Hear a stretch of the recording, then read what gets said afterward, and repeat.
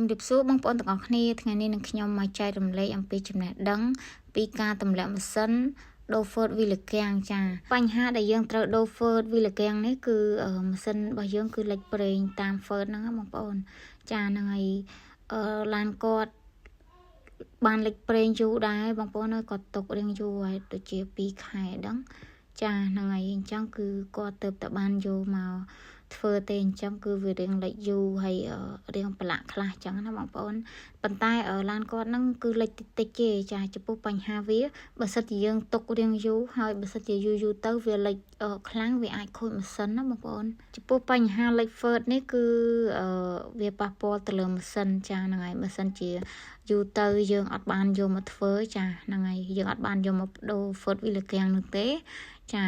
វាអាចប៉ះពាល់ដល់ម៉ាស៊ីនយូរទៅប្រេងអាចអស់ប្រេងខាស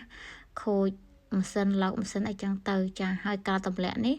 គឺយើងទម្លាក់ទាំងប្រអប់លេខទាំងម៉ាស៊ីនមកចឹងណាបងប្អូនចាឡាននេះគឺ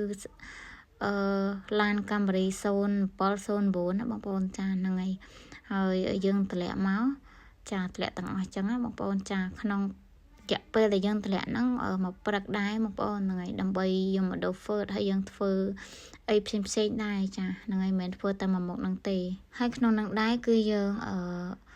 ប្រើជាង3-4នាក់ដែរចាសម្រាប់ធ្វើឡានហ្នឹងដោយសារតែថ្ងៃនេះរឿងត្នេដែរអញ្ចឹងទៅក៏ដាក់បញ្ចូល3-4នាក់ដើម្បីឆាប់បានលឿនអញ្ចឹងណាបងប្អូនចាហើយពេលដែលយើងធ្វើបិទដាក់ហ្វឺតដាក់អីហើយចាហើយបន្ទាប់មកគឺជាងកំពុងតដូរដេយើរត់សាពីនដោយសារតែ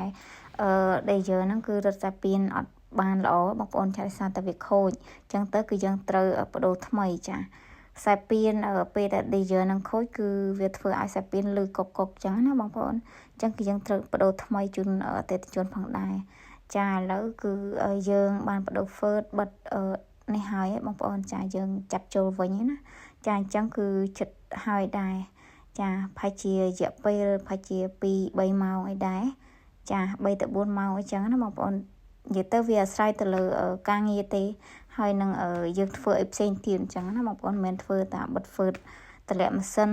ដូរហ្វឺតនឹងទេចាយើងធ្វើអីផ្សេងដែរអញ្ចឹងបើសិនជាឡានបងប្អូនមានបញ្ហាលេចហ្វឺតវីលកាំងអីចាអាចជើញមកផ្ទាល់បានចាហ្នឹងហើយយានដ្ឋាននឹងខ្ញុំគឺនៅក្នុងនៅជិតវងមូលស្រីកុប្លាក់ចាខាងត្បូងវងមូលស្រីកុប្លាក់ក្រុងស្រីសុភ័ណ្ឌខេត្តបន្ទាយមានជ័យចាយានដ្ឋានខ្ញុំគឺមានឈ្មោះថាយានដ្ឋានធីរ៉ាចាហ្នឹងហើយនៅជាប់នឹងវងមូលនឹងហ្មងបងប្អូនចាបងប្អូនអាចខលទៅលេខទូរស័ព្ទដែលខ្ញុំដាក់នៅលើ caption ចាហើយវីដេអូនេះមានតែប៉ុណ្្នឹងទេចាអរគុណសម្រាប់ការតាមដាននិងទស្សនាវីដេអូរបស់នាងខ្ញុំចាសូមអរគុណជម្រាបលាបាយបាយ